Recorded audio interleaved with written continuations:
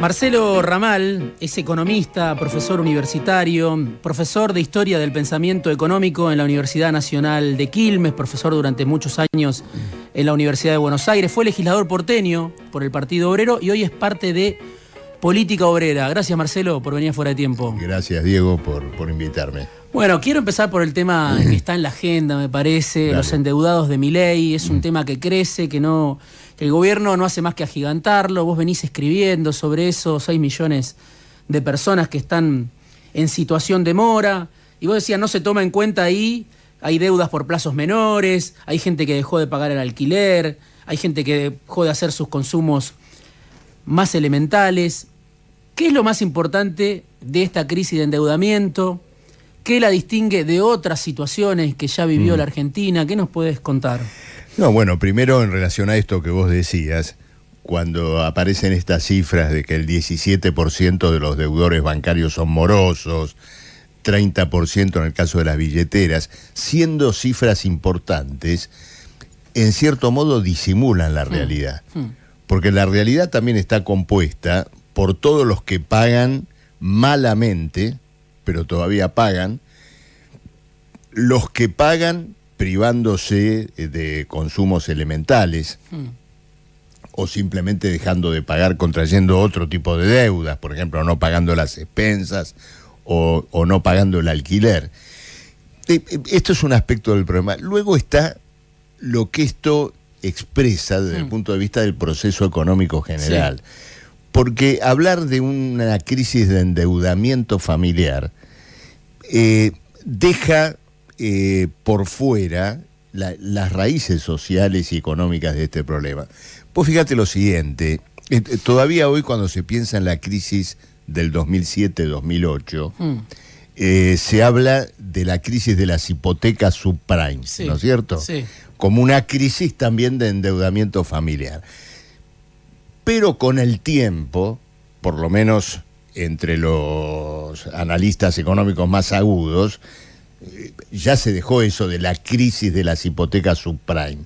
Se habla de una crisis del régimen social, del capital, de su acumulación, de su reproducción, es decir, una crisis de un sistema económico y de un régimen económico. Donde se rescató a los bancos, ¿no? De la administración demócrata.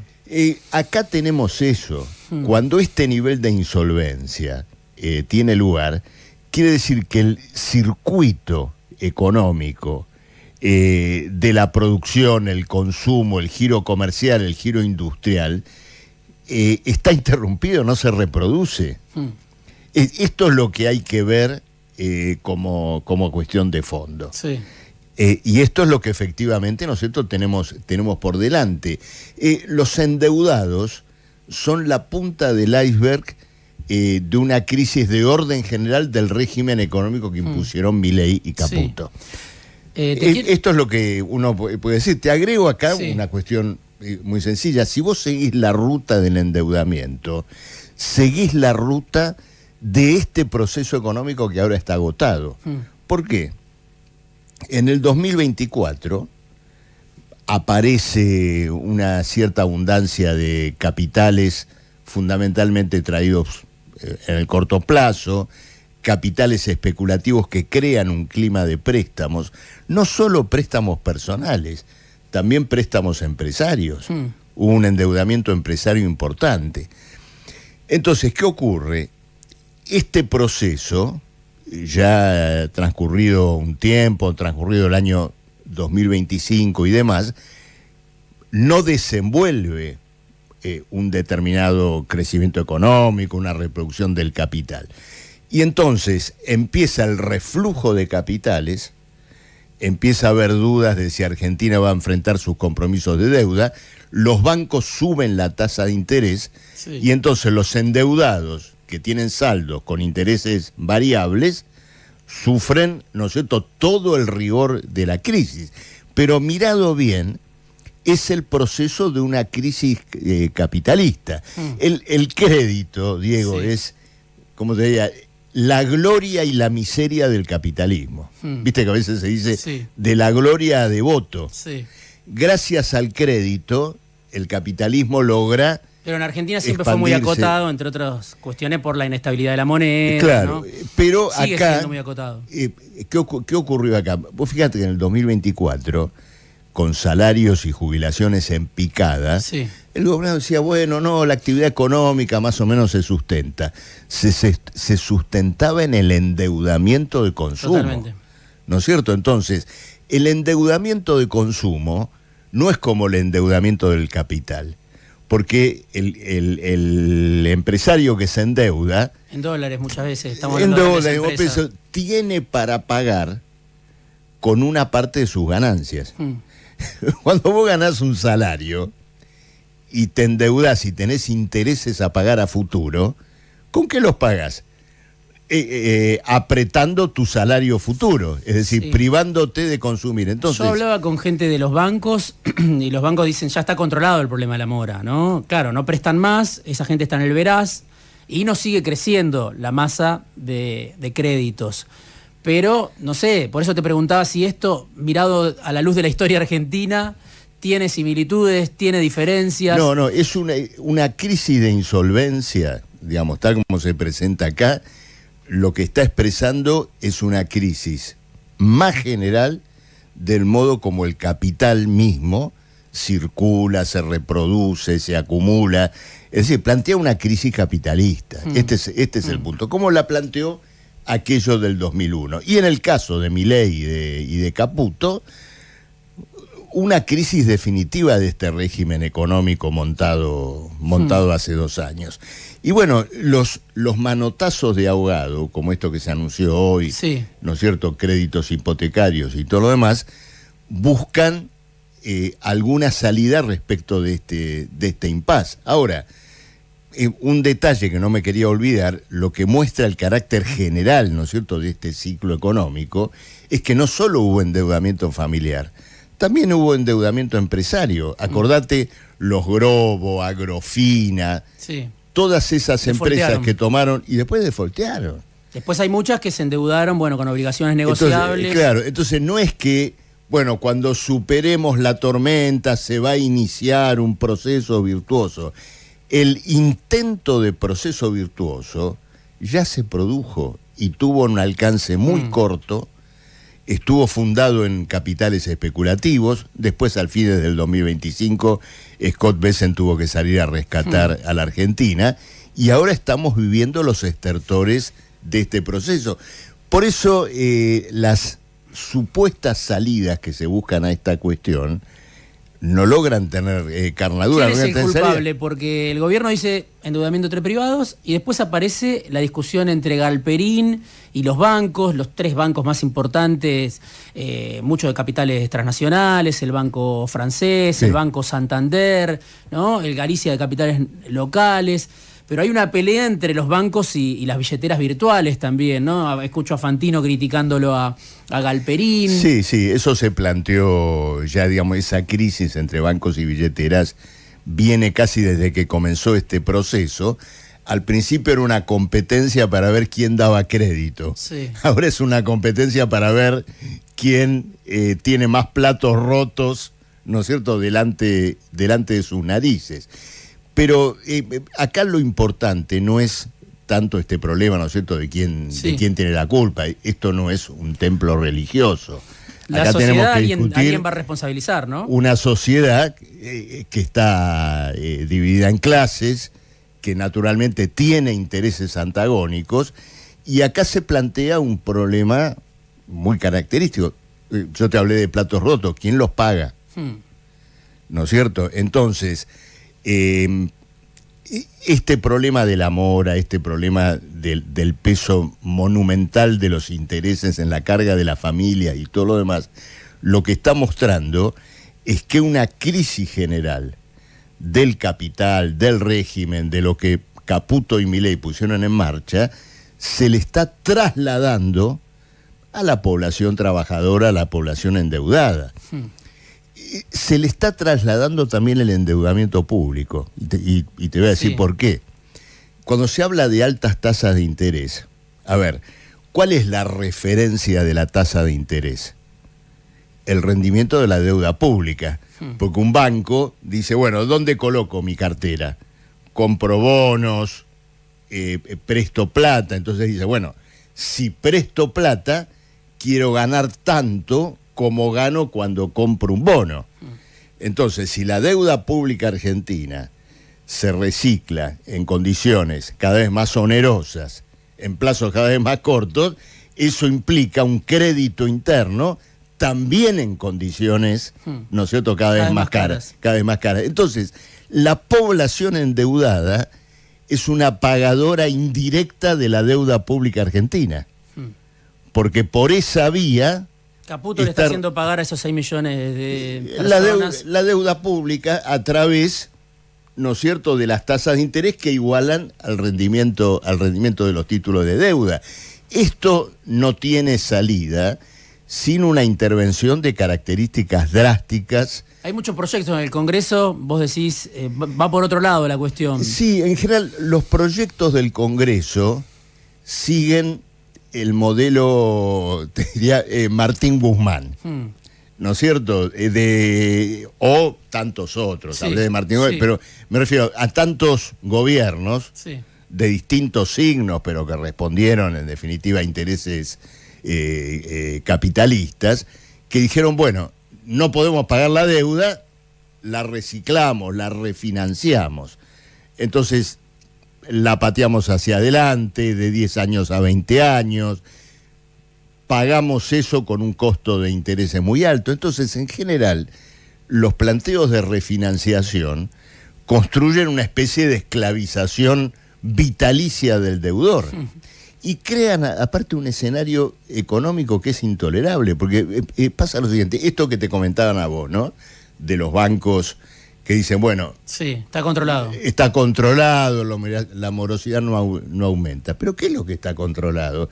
Esto es como decir, como cuando tenés, desgraciadamente, de pronto a alguien conocido, de familia en terapia intensiva, y el médico te dice, está estable. No, el sistema está a salvo, te dicen ellos. Está estable, ¿no es cierto? Está en terapia intensiva. Están más preocupados por el sistema que por el moroso. Pero pasa lo siguiente, un sistema... es un sistema de producción, consumo, toma de nueva deuda para expandir el consumo y sobre esa base activar la producción. Todo eso está en estado catatónico, porque el moroso ya no puede consumir. El que no es moroso, pero está apretado por las deudas, evita consumir. Entonces, este cuadro de endeudamiento ha enterrado las posibilidades de una reactivación económica, al menos por el lado del consumo. Claro, pero el gobierno viene de aprobar hoy mismo la reforma de la Carta Orgánica del Banco Central, ¿no? No se tratan los proyectos de endeudamiento, estos que vos decís, bueno, son proyectos que no resuelven el problema de fondo. Sí. Lo que se ve es un Congreso donde a veces Milei gana, a veces pierde, pero...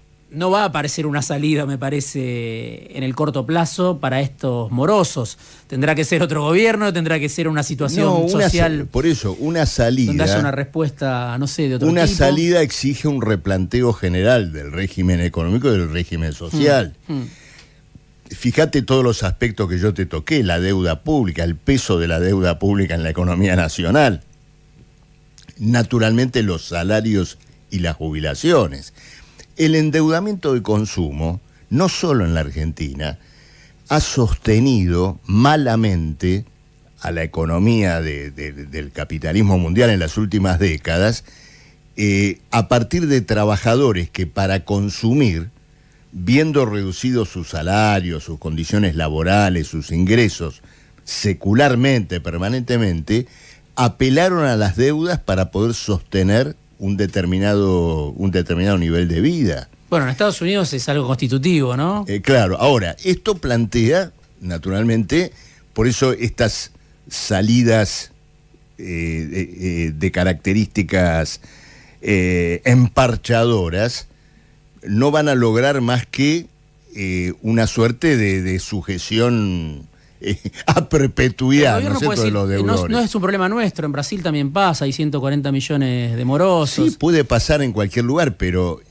lo que es importante es ver qué significa.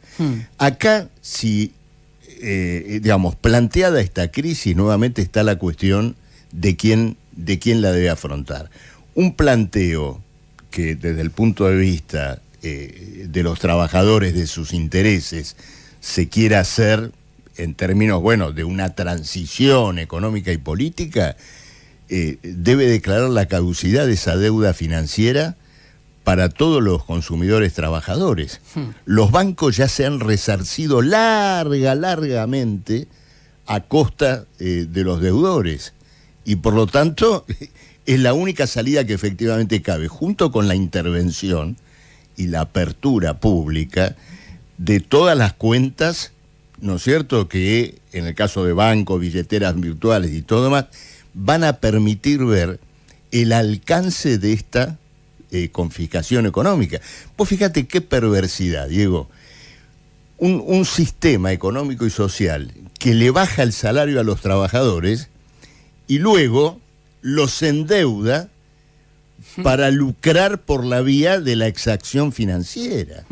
Todo esto tiene que ser investigado, tiene que ser puesto de manifiesto y naturalmente lo inmediato... Necesitas ahí mucho poder político para eso. ¿Vos sos optimista que se puede construir ese poder político? Bueno, ese poder político se puede construir con un planteo verdaderamente autónomo, independiente, socialista, es decir, que busque naturalmente una dirección del proceso económico y social por parte de los que trabajan.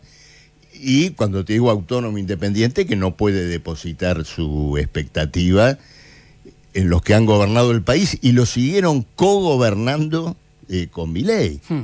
Porque cuando todo esto ocurría, la ley base, todo lo que el otro decreto 70 y todo lo demás, transitó por el Congreso y fue finalmente aprobado. ¿No? Ahora te quiero preguntar por la izquierda, el Frente de Izquierda, la izquierda en general, pero está el tema de la estabilidad de Milei, que es lo que Milei dice, con esto gano.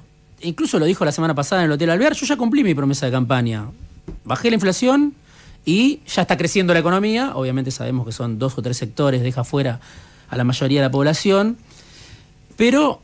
¿Qué me decís de esa estabilidad? Leía que decías, hay un esquema Ponzi que contiene la explosión monetaria en este gobierno. ¿Podés explicarlo? ¿Cómo es lógico, eso? Es todo falso, es todo falso. Para alguien que no es un especialista, digo, ¿cómo se lo explicás? Lo que ocurre es lo siguiente. Primero, es decir, no cumplió. Esto, cumplí con la estabilidad. No cumpliste nada. Primero porque hay un 30-35% de inflación anual. En un país económicamente deprimido, 30-35% de inflación es una barbaridad. Cualquiera te diría, bueno, hay 30% de inflación porque la economía vuela. La gente se abalanza sobre los negocios, sobre los shoppings, sobre los lugares de comida y demanda, y entonces hay una tensión de la demanda que sube los precios. No, todo lo contrario. Entonces, en esa situación, ¿no es cierto?, existe esta inflación, que es una inflación que expresa desequilibrios brutales, en buena medida empujada por el propio gobierno, que ajusta todos los precios regulados, ¿no es cierto?, tarifas, servicios públicos, etcétera. Y después luego vende Metrogas. Y después una vez que ya, claro, una que vez ya que es supervitaria. Está en una tasa de retorno interesante, la vende. Ahora, luego... todo este sistema financiero parasitario que denunciábamos antes es un elemento también inflacionario, porque la carga de los intereses usurarios de una manera u otra se van trasladando, ¿no es cierto?, a la persona que compra. ¿A eso te referís con el esquema Ponzi? No, el esquema Ponzi es otra cosa, es decir, acá se están afrontando deudas del pasado, contrayendo nuevas deudas, y en condiciones cada vez más costosas. En el año 2026, las emisiones de deuda pública en pesos se cuadruplicaron. Lo reveló hace unos días una consultora que habitualmente hace informes financieros y monetarios muy serios, y daba cuenta de esta información.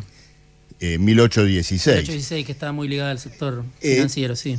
Y esto no es gratuito, desde el punto de vista de la propia lógica del gobierno. Porque ahora vamos a otro mito, ¿no? Esto de que la macro funciona. Eso te quería preguntar. ¿No? La macro funciona, los precios, el equilibrio fiscal, el saldo comercial favorable, pero a la micro todavía no llegó.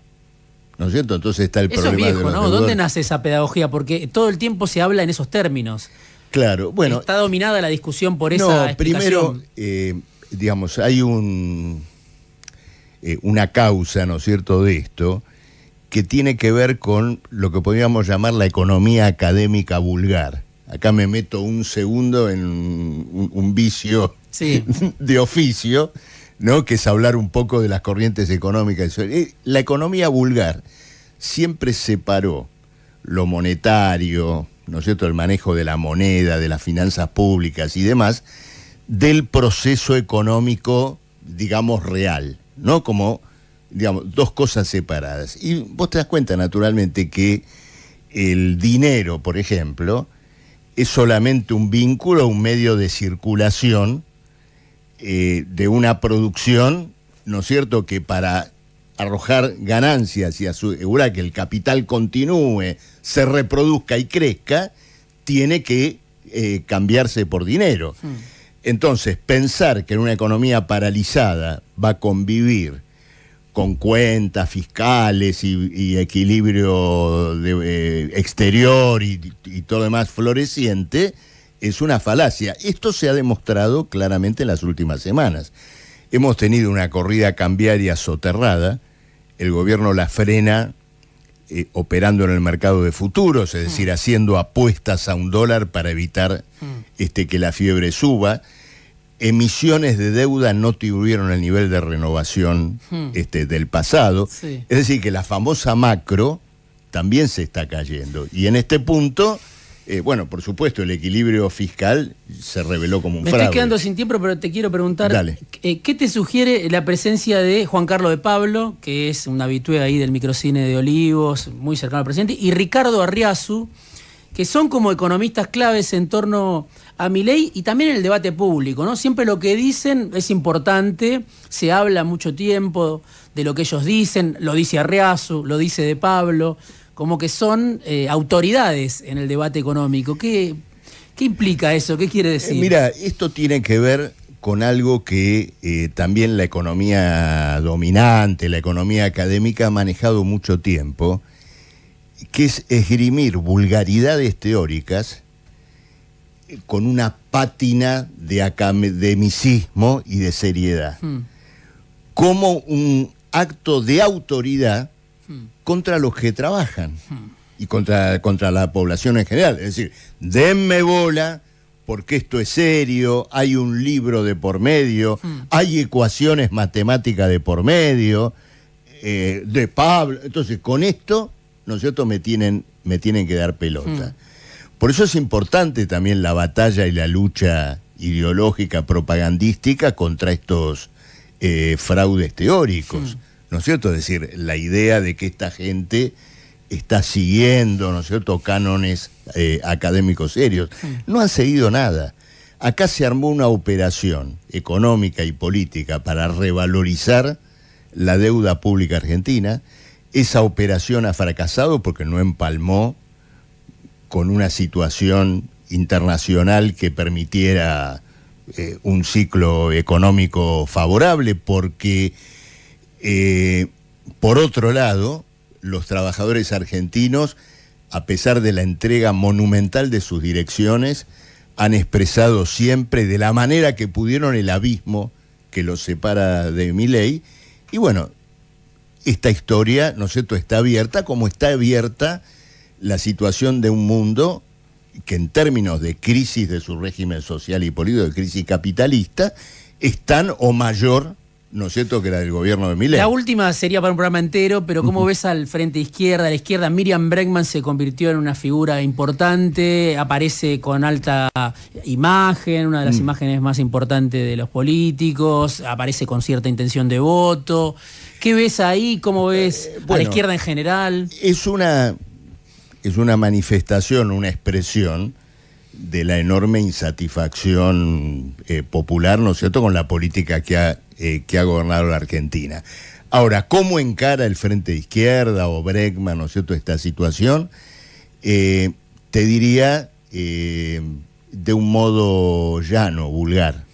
Es decir, no hay un abordaje estratégico de los problemas que realmente están planteados, ni hay una intención de postular a la izquierda como una alternativa de poder político y de salida a esta crisis en conexión con lo que hoy tenemos en el mundo, una guerra internacional, una crisis financiera también de gran magnitud y el intento de abordar todas estas contradicciones por la vía de la violencia militar y el fascismo. 10 segundos para decirte algo. Casal, el jefe de fiscales de Argentina, el procurador, Carlos, ha enviado instrucciones a todos los fiscales de la Argentina para iniciar investigación sobre las actividades previas y preparatorias de supuestos terroristas. Es decir, transformar a los fiscales en un sistema de espionaje. Eso es fascismo. La izquierda, que está de la época de Macri, ¿no? La izquierda, que vos mencionaste, no plantea abiertamente darle una salida socialista a esta crisis. Aparece detrás de una clara mimetización con el kirchnerismo y no busca, digamos, hacer de esta situación tan aguda, tan dramática, el fermento de una conciencia social superior. Nosotros en Política Obrera luchamos por eso. Marcelo, muchísimas gracias. No, por favor. Por venir a Fuera de Tiempo, economista, profesor de Historia del Pensamiento Económico en la Universidad Nacional de Quilmes, ex legislador porteño por el Partido Obrero y hoy es parte, como lo escuchabas, de Política Obrera, pasó por Fuera de Tiempo.